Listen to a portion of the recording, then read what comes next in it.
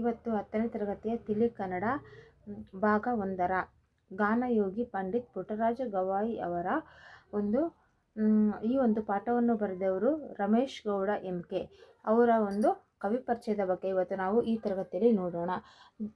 ಅವರು ರಮೇಶ್ ಗೌಡ ಮಲ್ಲಗೌಡ ಕಲ್ಲನಗೌಡ ಅವರು ಧಾರವಾಡ ಜಿಲ್ಲೆಯ ನವಲಗುಂದ ತಾಲೂಕಿನ ಕಿತ್ತೂರು ಗ್ರಾಮದಲ್ಲಿ 1975ರಲ್ಲಿ ಜನಿಸಿದರು.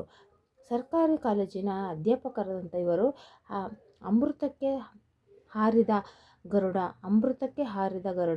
ಎಂಬುವಂಥ ಕಥನ ಸಂಕಲನ, ರೂಪಬಯಲು ಅವರ ಪ್ರಬಂಧ ಸಂಕಲನ, ಗಾನಯೋಗಿ ಡಾಕ್ಟರ್ ಪುಟ್ಟರಾಜು ಗವಾಯಿಗಳು ಜೀವನ ಚರಿತ್ರೆ ಕೃತಿಗಳನ್ನು ಹಾಗೂ ಹಲವು ಲೇಖನಗಳನ್ನು ಬರೆದಿದ್ದಾರೆ.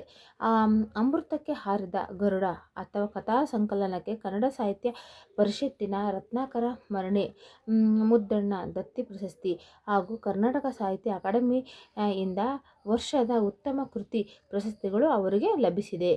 ಇವತ್ತು ನಾವು ಈ ಒಂದು ಯಾವ ರೀತಿ ಅವರು ಪ್ರಶಸ್ತಿಗಳಾಗಿರ್ಬೋದು, ಅವರು ಬರೆದಿರುವಂಥ ಒಂದು ಕವನ ಸಂಕಲನಗಳಾಗಿರ್ಬೋದು, ಒಂದು ಪ್ರಬಂಧನಗಳಾಗಿರ್ಬೋದು, ಮತ್ತು ಆಮೇಲೆ ಜೀವನ ಚರಿತ್ರೆಗಳ ಬಗ್ಗೆ ಇವತ್ತು ನಾವು ಈ ಒಂದು ತರಗತಿಯಲ್ಲಿ ನೋಡಿದ್ದೇವೆ.